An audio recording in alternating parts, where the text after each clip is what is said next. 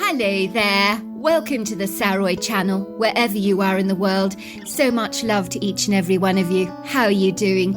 I do hope you're doing remarkably well. And go and get that lovely cozy drink to keep lovely and warm. And whatever it is, let me know about it, because I love hearing from you. Now, this is part 2 of our story. I don't normally divide stories up, but if it's particularly long, then I'm actually forced to do so. So this is the second part of yesterday's story. And if you haven't tuned in to yesterday's story, or you'd like to refresh, just click in to part 1. This is part 2 of the story. So let's get started. I was just about to ask Hetty who Heath actually was when Cliff began to talk about the cottage. "It's fully furnished," he explained. "It's an apple pie order. A very pretty, beguiling place, overlooking a fabulous creek, fringed by lots and lots of trees. You will definitely love it there. I can offer you plenty of work on the farm. In truth, I was about to employ an extra farmhand to help me, so you've come around at the perfect time." "That'll be great," said James. "I really appreciate it." "We consider you friends. Don't forget that for a moment. We're terribly pleased to have you both staying here. Me and Hetty are rather private people, usually wary of strangers, so having familiar faces around here, or friends of Melinda's, is an honour for us. We're very, very glad you came. We appreciate the company as well." "Do you have any other workers here helping you?" I asked, growing a little concerned. "I'm just worried that they might talk, as we need to be very discreet. There's a dangerous man who will try his uttermost to locate us, a loan shark that can't be trusted." "You need not worry, dear, about that. My workers are exceedingly trustworthy people. They've been with me for many years. They're not big talkers. Besides, with your new names, no one is likely to guess that you are the Harpers that ran away from Seattle. What have you decided to call yourselves? I assume you are changing your names." "Yes, I thought I'd call myself Sarah Taylor, as that's close to Sasha, and my husband's going to call himself Johnny Taylor." "That's very good. I like the sound of that. I think that won't be very difficult to remember. Sarah and Johnny. Yes, it rolls off the tongue rather easily." "Now for some tea," said Hetty. I was shocked to see that she prepared some tea not only for us, but for her 2 boisterous Labradors, who lapped it up enthusiastically after it had been cooled down in their doggy bowls. "You give your dogs tea?" I asked in surprise. "Yes, I do. Would you believe it? They love it. I only started to give it to them when Bella started barking every time I drank tea. So just to humour her, I placed some in a bowl. She loved it. I swear to you, it's actually improved their health. Black tea is full of antioxidants. It can boost your heart health, cell function, blood sugar levels. My vet has asked me why they're positively glowing. He's seen a vast improvement in their health. I swear it's the tea. Who would have imagined that that was possible?" "I guess stranger things have happened," I said. "I have a friend who swears a tablespoon of turmeric in her dog's food has added years to her dog's life. I think it's a powerful anti-inflammatory." I watched the dogs in fascination as they lapped up their tea. "Would you like some blueberry muffins, dear?" Hetty asked me. "Love some," I said. "Did you bake them yourself? They're absolutely delicious." "Hetty's a big baker," said Clive proudly. "I'm a very lucky man indeed. It's a good job I work the fields very hard. I'd probably be the size of a small tractor by now if I didn't, with Hetty's sumptuous cooking all the time." After tea, Clive jumped into his truck. He asked us to follow him in our truck, and we did so, driving past a couple of meadows down the windy gravel road with a signpost that said Windy Willow's Cottage. We followed the road and found ourselves staring at the prettiest cottage we'd ever seen. It was a red brick home like the main farmhouse, but a much smaller version, as if done in miniature, with black shutters, a grey slate roof, along with the cutest wraparound porch that overlooked a pretty little creek, heavily fringed by statuesque oak trees. "It's absolutely gorgeous," I said to Clive, "just like your farmhouse, only in miniature." "Well, that's the general idea. We built the cottage with the idea of retirement in mind, so that moving in here one day would be pretty straightforward. We could rent out the main farmhouse and the land to a younger, more aspiring farmer in the future. It would be hard to give up the big farmhouse, so we made a miniature version of it. Hence Windy Willow Cottage, here we are," he said. I watched him ferreting around in his pocket to pull out a bunch of keys, which jangled in his hands as he handed them to James. "These are the keys for the cottage. I'll love you and leave you. I'm sure you're both dying to get unpacked and to have a much-needed hot bath. There'll be plenty of hot water on tap. I'm sure you must be feeling sticky after all the travelling. And you, young lady, you need to put your feet up and relax. We can't have you giving birth 3 months prematurely, can we?" he said, winking at me. "I just want to say, Clive," I said, enveloping him in a big warm hug, "you have absolutely no idea how incredibly grateful James and I are for what you've done for the both of us, giving us this place to stay and somewhere to work on your farm. You've quite literally saved our skins." Clive chuckled, raising his hand to his temple in a mock salute. "I'm glad to be of service," he teased. "It's a pleasure." In truth, I was more than a little overwhelmed as we entered the cute little 2-story cottage. It was so enchanting.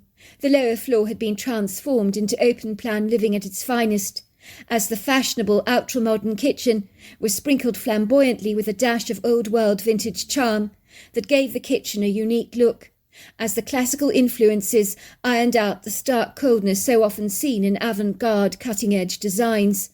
The kitchen folded seamlessly into the living area, then into the library.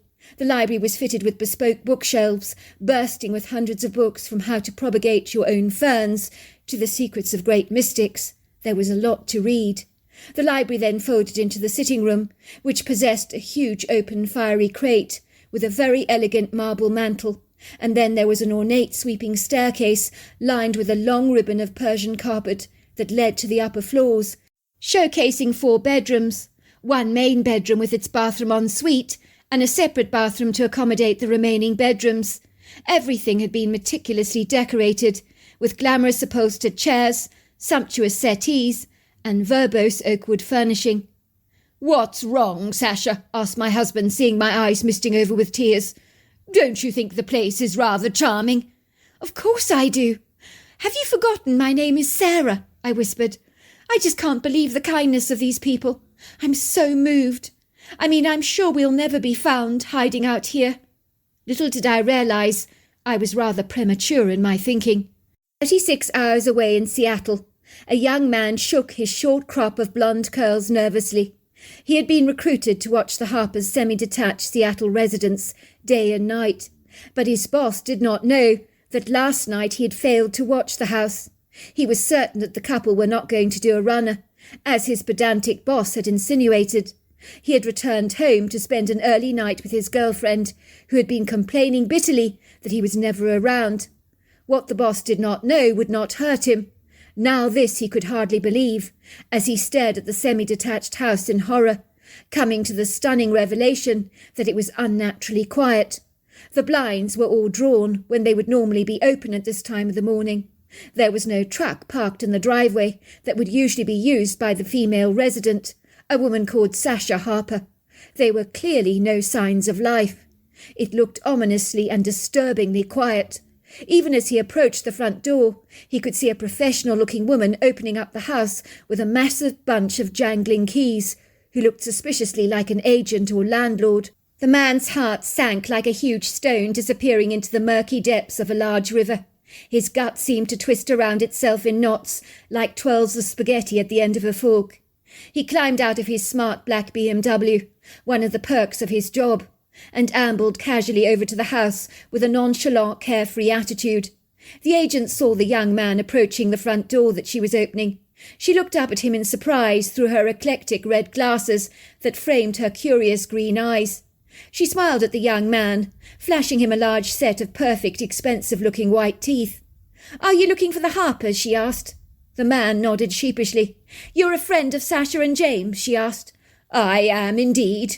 I was just popping over to see if James fancied joining me for breakfast this morning." "They didn't tell you then?" said the woman in surprise. "Tell me what?" asked the man. "They gave me their notice a week ago," said the woman. "I'm their landlord.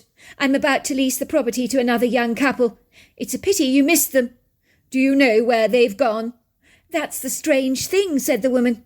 "They left no forwarding address." The young man bowed his head politely to the woman. He ambled back to his black BMW. feeling exceedingly annoyed with himself. He slunk back on the leather seats, groaning, while he slammed the car door behind him. Then he began to slap the steering wheel with his hands, pounding it so hard like a punching bag, to express his seething rage, as he shouted out every four-lettered obscenity that came to his mind. "Bloody hell!" he squirmed. "What the heck am I going to do now? What a bloody idiot I am! The moment I turn my back, that young man and his pregnant wife have successfully inveigled me. They've done a runner. They could be anywhere in America right now." He had never suspected for a moment they would do a vanishing act on him. In no way had they behaved suspiciously in their daily, everyday routines. He had been well and truly hoodwinked. He felt like a prize idiot. The young man's stomach lurched, doing a series of acrobatic somersaults. He could feel the nauseous bile rising up in the back of his throat. He fought back the bitter, repugnant taste. He had to think very quickly on his feet. He didn't have much time. He knew what his guileful, duplicitous big boss, the debt collector Joel Bloomberg, was capable of. He glanced down at the 2 missing digits on his left hand. A stark reminder. They'd been chopped off by Joel when he'd failed to collect a debt on time. He recalled the harrowing moment of agonizing pain, when he thought Joel was pretending, making up a game of chopping off his fingers. But to his amazement, the machete had been slammed down on his 2 fingers. He'd screamed out in agonizing, excruciating pain, while his 2 fingers had been flung to the ground. He'd watched in horror as they'd been thrown to the dog, hungrily gobbled up. He had tried desperately to retrieve them from the dog, but the dog was not going to share his delicious treat with anyone. The vicious Rottweiler had growled warningly at him, while Joe Bloomberg had laughed. It made him sick to the stomach. Working for a man like Joel Bloomberg was terrifying. The man was a tyrant. He was fully aware of the trouble he would be in when he reported back to base. What was he going to say? "Sorry, Joel. The young couple that owe you $300,000 disappeared on my watch."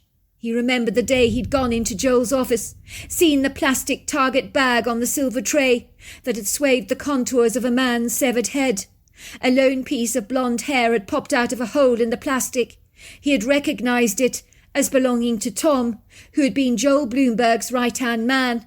If that's what Joel did to his right-hand man, who had let him down, there was no telling what he was capable of doing now. That's what happened if you betrayed the likes of Joel Bloomberg. He had absolutely no loyalty to anyone. He would easily throw you to the wolves in a heartbeat.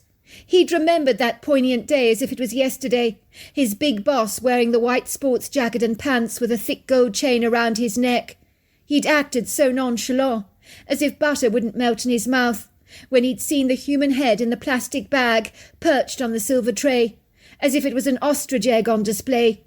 He recalled how Joel seemed indifferent to the severed head, as if it was no big deal to him. How could anyone be like that? To the young man, the image represented his biggest fears. He didn't want to end up the next severed head on Joel Bloomberg's desk. All Mr. Bloomberg was interested in was charging people excessive amounts of interest and making huge bucks out of his clients. No wonder he was rolling in money. People were absolutely petrified of the man. They would turn over all their worldly possessions to him just to save their skins. He knew that anyone doing business with Joel was dicing with death, playing Russian roulette with their own lives. For one thing was absolutely certain. If you upset Joel Bloomberg, you couldn't expect to be breathing for much longer. He couldn't figure out why Joel had lent such a measly amount of money to the young couple, when he was used to dealing with much bigger numbers.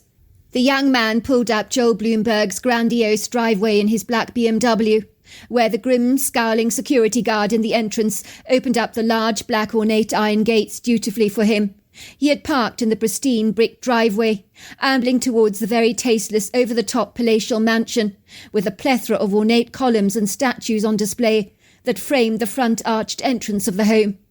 The huge bodyguard with his bubbly, beefy arms stood in the doorway like a belligerent Rottweiler. The man looked as if he spent his entire life injecting himself with steroids. "You'll find Mr. Bloomberg in his office," he barked. "He's expecting you." The young man trembled as he knocked at the door, glancing at the 2 missing digits on his left hand. His knees trembled. His heart thundered violently in his chest. His hands became wet and clammy. All he could do was hope and pray that his boss was in a good mood. It turned out he was. It was the young man's lucky day. "Come in," came Joel's voice. "Oh, there you are, Christopher," he said, lifting up a tot of whiskey, swinging it down in a vulgar glug. "I understand you've got some news for me." He was sitting in a tasteless chair that was ornately carved, painted in gold leaf, resembling a throne. All he needed was a crown, the young man thought to himself. "That's right, sir. I have. Good news, I hope." "I'm in a very, very good mood today, Christopher. I've learnt that I've become an uncle. At 3:30 this morning, my sister Juanita gave birth to a 7-pound baby boy. They've called him Joel after me. I'm very chuffed." "Of course you are, sir." "Wow, that is incredible. Congratulations are in order, sir. I'm very pleased for you. So what's your news, Christopher?" "I'm afraid the news isn't good, sir. The young Harper couple have done a runner, but they only borrowed pin money from you. It was only $300,000, not big money." "But how did that happen? You were supposed to be watching the house," Joel growled angrily, his eyes widening in an expression of displeasure. "You know I don't like it when people do a runner." "Sir, I'm sorry. I became violently ill. I ate a dodgy curry. I think it was gone rancid or something. I had to throw up on the side of the road. I saw the couple hurriedly leave, but I couldn't stop hurling. They managed to escape. I was violently ill, sir. There was nothing I could do to stop it." "You bloody idiot. You're lucky I'm in a good mood, Chris, or I might have removed another 2 of your digits." "Yes, sir. I'm sorry, sir," said Chris, taking a gulp of relieved fresh air. He had dodged a bullet. Losing another 2 digits would have been too much to stomach. It was hard operating with 2 less fingers on his left hand anyway. "Well, you know what we need to do now.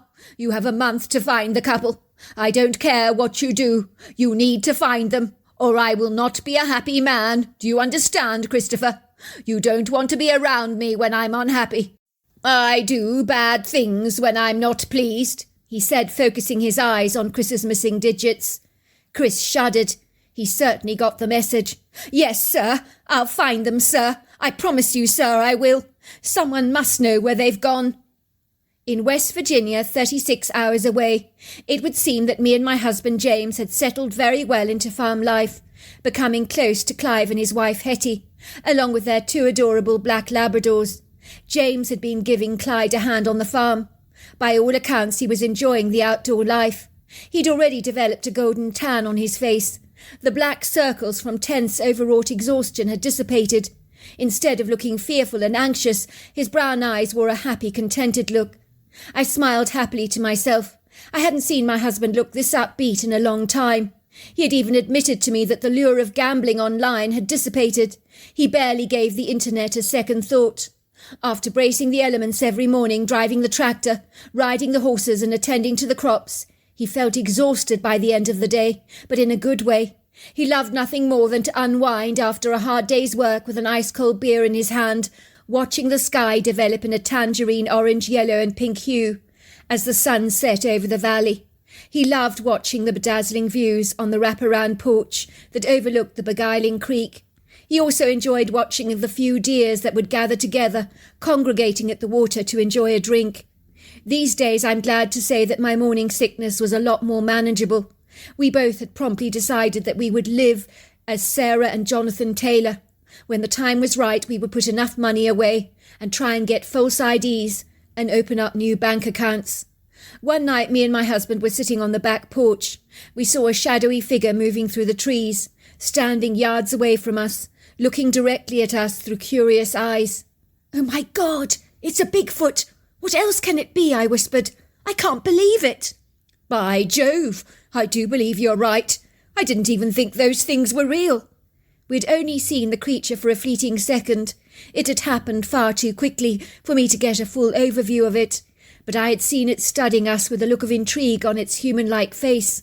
I couldn't wait to tell Hetty in the morning what I'd seen. I doubted she would believe my story. I could hardly believe it. The following morning I scrambled hurriedly towards the main farmhouse, my face flushed pink with excitement. Hetty had ushered me into the kitchen, where I received the usual rapturous welcome from the 2 black Labradors. I watched her engage in her usual ritual of preparing the 4 of us tea. So while the 2 dogs lapped down their warm beverage, Hetty and I took respectable little sips out of mugs of tea at the kitchen table. I was naturally bursting with enthusiasm to tell her my story. "Out with it," said Hetty. "I can tell you're bursting at the seams to tell me something. Get on with it." "Last night I saw a Bigfoot," I told her. "I know you won't believe me, but I'm not making this up." "Oh, I see. So Heath has revealed himself to you, has he?" laughed Hetty. "You've obviously won him round, then. He would never show himself to you unless he approves of your energy. Bigfoots are all about energy. They read it all the time, like you or I might read body language. They have the innate ability to look into your mind, to read your thoughts." "You know that, Bigfoot?" "Oh, yes, I know Heath very well, dear. He's getting on in age now, but he watches over the farm for us. I feel infinitely safer knowing he's around. He's been on this farm from when I was a little girl. He'd watch over us kids for my father when we were very young. One time when I was little, I fell down a ditch. He rescued me. He brought me safely back home. He's always been a quiet, unassuming fellow, rather reticent, reserved, but he watches over this farm like a hawk. He knows everything that's going on." "But I don't understand. Aren't Bigfoot supposed to be dangerous? I mean, I've heard stories." "Well, Heath would be dangerous if he needed to be.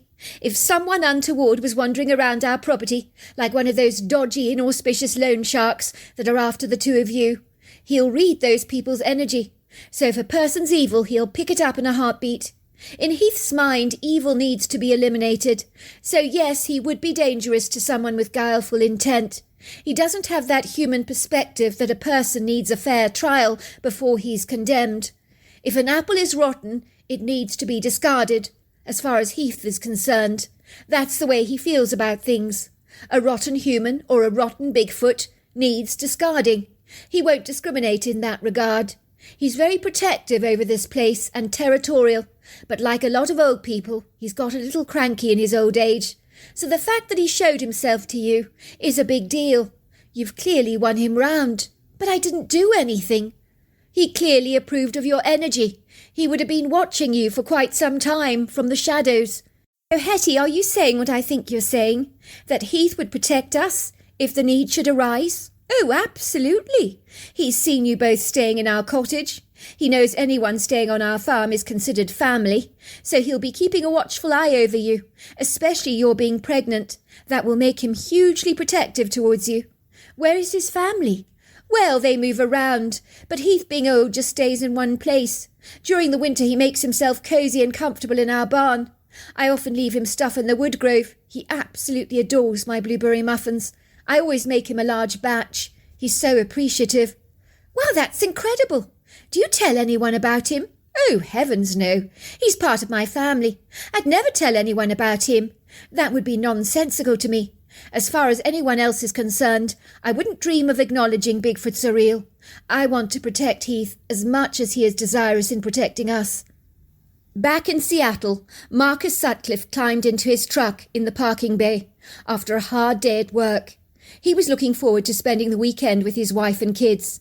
They were planning on having a festive barbecue with other members of the Sutcliffe family and a handful of close family friends. It was going to be a great way to celebrate his wife's 40th birthday. They'd been looking forward to the celebratory occasion for many weeks now. As he trudged over to his truck to open the door, he felt a cold metal revolver being pointed at his temple. "Get into your truck," came a man's voice. "Drive." Marcus was hoping that the cameras at work would be capturing his abductor on film, but they were pointing in a different direction. Someone had deliberately moved them. "Drive," screamed the man, "or I'll put a bullet in your head." Marcus trembled as he started up his car. He looked at the young man with the blonde hair and blue eyes in surprise. He didn't look like a thug. "What do you want with me?" he stammered. "If it's money you want, you can take cash in my wallet. But please let me go. I've got 2 kids and a wife who need me. They can't afford to be without a father." "It's not your wallet I want, Mr. Sutcliffe. It's information I need. Now drive." Marcus obediently followed the man's directions fastidiously as he drove his truck out of Seattle. He was then asked to pull over to the side of the road near an embankment of trees, where he was gagged, blindfolded, and his hands tied behind his back, while he was thrown into the back of the trunk. "What are you doing with me? Please don't. I'm very frightened of confined spaces. I get claustrophobia. Please don't put me in the trunk. I beg you." "Not my problem," said the man. "Please, I beg you." What the hell was going on, Marcus wondered, as he began thumping around in the trunk, desperately trying to find a lever to open it from the inside, but there was nothing accessible for him to make his escape. He was beginning to feel his chest tightening as his heart began to race. He was suffering a full-blown panic attack. He knew he was. As his fear of confined spaces terrified him, he was struggling to breathe. But he told himself to calm down, to get a grip. He knew he could get through this situation if he kept his wits about him, he told himself. How long he was stuck in the back of the truck, he didn't know. But the man driving it had driven speedily and jolted a lot during the journey, making him conclude that they were somewhere in the countryside, as the previous smooth roads had become exceedingly bumpy and uneven. When the truck finally reached a standstill and was parked on a pebbly driveway, the trunk was flung open, the blindfold removed from his eyes. He was bundled out of the trunk. It was a dark, tenebrous night. Marcus stumbled over the precipitous turf. Having worn a blindfold for so long, he was struggling to see clearly, but the torch the young man was carrying lit up the pebbly path. "Get a move on," said the man, cuffing his hands behind his back, where he was led at gunpoint to a farm building. He was thrown into the barn to join the barrels of hay. The man switched on a dimmer light in the barn and studied Marcus through hostile eyes. "Now let's get down to business," said the man with the blonde hair and the seemingly angelic face, who had covered half his face with a bandana, so you couldn't see his profile clearly. But Marcus had seen his face earlier on, and didn't forget a face, especially not one like that. "I want to know about James Harper. I want to know where he's gone. He's done a disappearing act with that pregnant wife of his. I need to know where he is." "I don't know," said Marcus. "He just up and left. I don't know where he's gone. He never gave me the details. I don't know intimate things like that about my staff." "Where is James Harper?" repeated the man, kicking Marcus in the leg. "You heard me. Where is James Harper? I need to know. You tell me now. Where is he? I want to know." He winced. "I told you. I don't know." The man with the blonde hair began to grow belligerent. He put the revolver against Marcus's temple. "I can pull the trigger if you don't cooperate with me. It would be an awful shame to never see our family again, would it not? That lovely wife of yours is going to have her 40th birthday party this weekend. Wouldn't it be a dreadful pity to have your corpse delivered to her front door as a birthday present?" "You wouldn't," gasped Marcus. "I will do whatever it takes, Marcus, to find James Harper. If it means killing you, then so be it. If it means killing your wife, then I will do it. But if you want to get away with a breath in your lungs and a ticking heart, then you better start talking, and talking now. I have no intention of killing you, but if you don't cooperate, I will be forced to pull the trigger. We wouldn't want that, would we? Start talking." "Look, I don't know anything. All I know is that they were going to West Virginia to stay at a cottage on a friend's farm. I think it was called Honeybrook Farm. I think the cottage was called Windy Willow. I'm not sure. That's all I know. Now can I go?" The man with the blonde hair handed him a burner phone. "Call your wife. Tell her something's come up, that you've gone away for the weekend on business. You better be convincing, or I'll shoot you dead. I don't want the police sniffing around, or I'll kill you. Do you understand that?" Marcus nodded. He dialed his wife's phone number. "Hello?" "Hello, Diane. It's me, Marcus. Where the hell have you been? I've been worried sick. You've been gone for hours. Your cell phone just goes to voicemail. I've been worried out of my mind." "I'm fine, honey. Calm down. I got caught up in a meeting at work that went on for longer than intended." "But that's not like you. You don't do stuff like this. You never work late. This is an exception, honey. I don't know how to say this to you, but I'm going to be away for a few days. I'll be away for your 40th birthday on Sunday. Something's come up that's terribly important. I can't give it a miss. You've got to be kidding, Marcus. What's so important that you'd forget my 40th birthday? The whole idea is for us to be celebrating it together. I can't believe you're doing this to me. This is so unlike you. What is so important? What's more important than my birthday? Something highly confidential, sweetheart. I would not miss your birthday for the world if I could avoid it. But I have to do this. It is incredibly important. Trust me on this. What could be that important? I don't understand. This is so unlike you, Marcus. What the heck is going on? You're making no sense. I've got to go. Sorry, sweetheart. The man with the blonde hair snatched the phone from Marcus. That's enough, he said. You've told your wife what she needs to know. She's not happy, said Marcus. You heard her. She smells a rat. I'm sorry, Marcus. It's too bad. I want to tell you I don't enjoy doing this to you.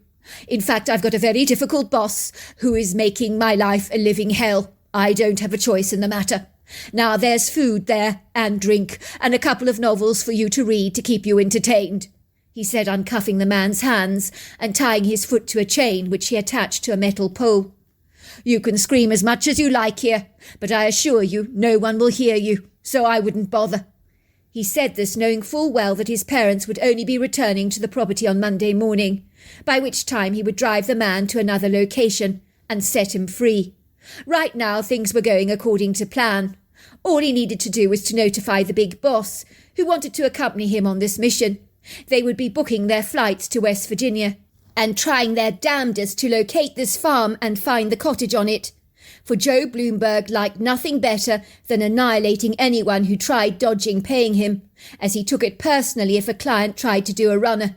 He was looking forward to blowing off James Harper's head. It was part of the job that brought him a measure of satisfaction. He loved the pleasure of provoking fear among all those who knew him. He loved his reputation. It was a beautiful, blissful Saturday morning in West Virginia, but I woke with a direful feeling that literally hung around me all day. It was a foreboding, menacious experience that I couldn't shift. It seemed to travel directly to my baby in my womb, as she began to kick much harder than usual in my belly, as if she too could experience my angst. Worse still, the unfavourable morning sickness that had plagued me in Seattle had returned with a vengeance. It was a nauseous, bodeful feeling that engulfed the back of my throat with a bitter taste. I found myself throwing up violently in the toilet. The entire morning I was hurling up the putrid, bitter contents of my stomach, until finally I could hurl no more. I knew that my gut had a mind of its own. It sensed that something was off. It was like an irrational, intuitive sense of knowing. Don't be silly, I told myself. You're overreacting. You're just having a bad day. Everyone's entitled to a slightly off day. That's all it is. I tried to push that continuous internal gloomy nudge that was whispering to me that something wasn't right, but I refused to give those thoughts any credence.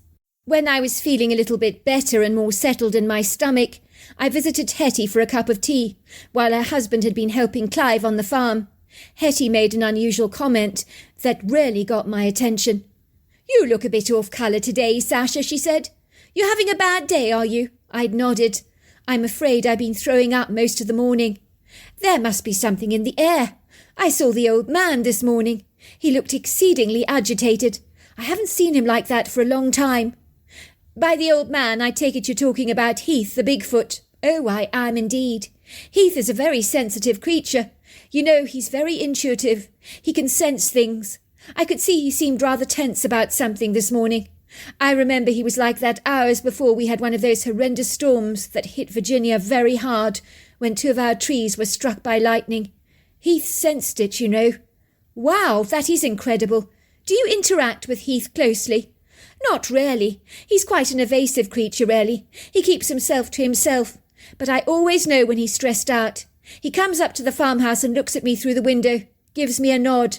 I know then he is feeling a little on edge about something, as if he sensed something bad is about to happen." "That makes 2 of us," I said. I've been feeling an ominous feeling all morning." Hetty looked worried. "You don't think that debt collector has got wind of where you're staying?" she asked. "How could he?" I said. "We didn't tell anyone where we were going." "Are you absolutely sure about that?" asked Hetty. "Very sure," I said, not feeling totally confident, because you can never be sure about anything when you're keeping a low profile. That night as I went to bed and closed the drapes of our bedroom windows, I couldn't shake the fraught nail-biting feeling that weighed so heavily in my gut, like cement. Even the baby in my womb had sensed my level of distress all day. She had been kicking non-stop. "It's all right," I whispered to her. "It's all right, Sienna. Everything's going to be fine." My husband was already asleep in bed when I climbed in next to him. In the past he would have been the one that was wide awake. Now it was me that could not sleep. It was me that was restless. My husband's highly physical job meant that by the end of the day, when his head hit the pillow, he was out like a light. He was now sleeping like a baby. I smiled contentedly to myself when I heard his soft snores. It always pleased me. I began to read an exciting book, but even that could not hold my attention. I knew that sleep had eluded me this evening. I was wide awake, feeling agitated, as if I was on tenterhooks all the time. That was when I decided a brisk walk was well in order. It would help me unwind a little, I thought. I surreptitiously crept outside the house so as not to disturb my husband, and I began to take a gentle stroll. I was so glad I did. A full moon infused the velvety sky in a bright effusive light that was warm and engaging, while clusters of pretty stars twinkled like diamonds in the vast firmament, while the chorus of crickets and frogs serenaded the night in a joyful, reassuring ambience that calmed the nerves. I trekked through the tall, imposing trees of the wood grove, thoroughly enjoying the feel of the earthen floor under my feet, the cool breeze blowing against my skin. It was invigorating and refreshing. The trees swayed their large boughs in the breeze, clustered together in congenial groups, like tall solitary strangers that had decided to swagger to the music of the night, like reluctant dancers at a party. For a second I stood very still. I sensed something was watching me. I was sure of it. My eyes darted towards the solid tree trunk to my left-hand side. My eyes focusing on the tree trunk. It moved. That was then I realized that the tree trunk was actually Heath, the Bigfoot. For a moment our eyes met. I could see him so clearly in the vivid light of the moon that danced through the trees, highlighting the creature's kindly face. I knew I didn't have to be afraid, as Hetty assured me he was benevolent, but I could see that in his eyes. He was very large, at about 8 foot tall and 700 pounds. He was built like a burly piece of formidable farm machinery, covered in long flowing hair. The creature looked remarkably human close up. I would say the only thing that set him apart from the average human being was his gargantuan proportions, the cone-shaped head and overlong arms. I nodded at Heath. He watched me as I strolled back to the cottage, ambling through the trees. I almost felt as if he was shadowing me, to be certain I was all right. I sensed his protective energy towards me. It wasn't audibly articulated, but I could definitely perceive it. The creature cared about me, as much as he cared about the trees in the wood grove. As I made my approach towards the cottage, a light was visibly on inside the bedroom. I stopped dead in my tracks. There was something terribly wrong. That light should not be on. My husband was supposed to be asleep. That was when I heard men's raised voices. "You thought you could get away with not paying me, sonny boy. You thought you could run from me. That doesn't happen on my watch. I always find the runaways. You know what happens to anyone who betrays me? Do you know about my reputation?" I told you I'd get you the money," came my husband's terrified voice. I just need time. That's why I went away. Because you weren't giving me time. But I was going to pay you back. I promise. It's just you wanted it back too soon. I will raise the money for you. I promise you I will." "You think I'm going to sit around waiting for you to pay me back? No, that's not going to happen, sonny boy. I need to make an example of you, as I do with anyone who betrays me, because I have a reputation to keep up." I could hear them kicking my husband hard as he cried out in dismay, "Please, please, please stop, don't! It I knew what I needed to do. I ran into the wood growth. Heath! Heath! Heath! I called. It seemed like the Bigfoot knew his name, because he glided towards me. His eyes studied the expression on my face. He knew something was up. He sensed I was in grievous trouble. He briskly followed me. We both stood in the tree line, remaining still. Heath indicated for me to be as quiet as possible, as he began to assimilate what was going on. Hetty was right. He did like to read situations. He was reading the murderous energy of the events unfolding before our eyes. My heart was thundering in my chest as my husband was dragged out of the house by two men, one who was pointing a gun at his back. I could sense these two men meant business. "Move over to that tree, sonny boy," came a man's thunderous voice. He began to kick my husband in the shins. "Oh, you're hurting me! You're hurting me! Please stop!" "Get down on your hands and knees," he demanded. "Over there by that tree. Put your hands on your head." My husband obeyed. He was physically trembling. His eyes were screaming with terror, even though he wasn't saying anything. I could see it. "I want you to beg for your life." I could see a blonde-haired man that disguised his face with a scarf, holding up a cell phone, recording the events. I felt sick to my stomach. I mean, how macabre could you get?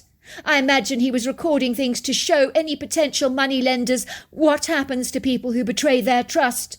I knew without a shadow of a doubt that they were about to kill my husband, about to end his life. "Please," came my husband's voice, "I will do anything. I have a pregnant wife. We have a baby on the way. She needs me. My baby needs a father. Look, I will do anything. I will raise the money for you. I will even double it if I have to. But please, please don't hurt me." "Beg for your life," the man commanded. "I'm begging you. I'm begging you. Please, I'm begging you." Tears began to stream down my husband's face, while the gun was pinned to the back of his head. "Please," begged my husband. "Please, I'm begging you. Don't kill me. I'm begging you." All of a sudden, Heath glided through the trees. He'd had more than enough. He'd seen more than enough. He moved like a steam engine on full throttle, causing such a commotion on his approach that even the ground began to heave and groan under his weight, while the branches of the trees seemed to snap. Leaves rustled. Both men, whose focus had been on James, were now distracted. They realized something hellishly big, something portentous and threatening, was looming towards them. They both sensed and felt danger. They tasted its rancid, unsavoury taste as a rapid adrenal response coursed through their veins. "What the hell is that?" said Joe, looking at Chris for answers. The young man looked shaken. "God only knows," he whispered, his trembling voice unable to disguise the sense of dread that overcame him. Then they saw the creature, standing yards away from them. Nothing prepared them for what they were seeing. This was the most dreadful, terrifying, gargantuan creature that they had ever seen in their lives. It was a Bigfoot. This creature was not friendly. The Bigfoot growled fiercely, exposing his large white teeth to the two men. They became unhinged, disorientated, as if they'd been hit with 1,000 jolts of electricity, as if they had been momentarily stunned. It was like they froze in terror, incapacitated by fear, their eyes growing wide with horror. "Shoot him! Shoot him!" cried the young man with blonde hair to his boss, Joel Bloomberg. But Joel seemed locked in a stupefied trance. He seemed unable to react. The large Bigfoot grabbed the revolver from the man, throwing it to the trees. Joel began thrashing around, fighting back with all his might. But he was no match for Heath. "Help! Help!" he screamed. But no one came to his aid. No one showed Joel any mercy. For no, he had never shown mercy to anyone a day in his life. And now that he desperately needed it, it evaded him. In a trice, Heath grabbed Joel by the legs, so he was hanging precariously upside down, still screaming at the top of his lungs, "Help me! Somebody help me! Help me!" Heath began pounding him against the tree so violently hard. The screaming subsided, as Joel, after a couple of hefty blows, became very quiet. The life was thrust out of him with every violent blow. His body became limp and unresponsive. Heath dropped the man on the ground. He landed in a bedraggled, lifeless heap. Then the man with the blonde hair was running away, while Heath glided after him, grabbing the screaming man in his hands, tossing him up in the air like an orca tosses baby seals above his head before he devours them.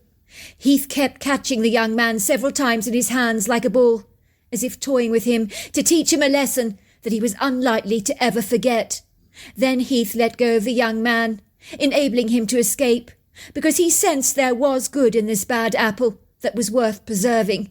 But he continued to chase him nevertheless, until the engine of a truck was heard starting up, as the man drove swiftly away at one hell of a speed. To cut a long story short, Cliff and Hetty discarded the remains of the dead loan shark on a random road in West Virginia, where they knew his body would be recovered by the authorities. James and I were now free to live our lives without the threat of that insidious loan shark Joe Bloomberg on our backs. So we returned safely to Seattle to resume our lives. I'm glad to say that Marcus Sutcliffe was released from his imprisonment in the barn. He was able to attend his wife's 40th birthday, as the blonde man returned to his parents' barn to set him free, apologizing profusely for what he'd done, exclaiming that Joel Bloomberg had threatened his life and he'd done what he'd done to save himself. But now he was free from the shackles of such an evil man. Marcus was no worse for wear, was unable to put down the gripping novel he was reading, even after he was released. It was some novel, I gather. Marcus chose not to report the incident to the police. He had empathy on the youth, who promised to change his ways. 2 months later I gave birth to a beautiful girl that I chose to call Sienna Rose, and both Cliff and Hetty are now her godparents, even though they're a lot older. But we keep in touch. I'm forever grateful to the Bigfoot Heath who saved my husband's skin that night. I know without a shadow of a doubt, without his intervention, my husband would surely be dead. I'm glad to say my husband has a deep aversion to all gambling nowadays, and he even refuses to play the lottery. So there you are. That's my story. Wow, what an incredible story. Until next time, goodbye and good night.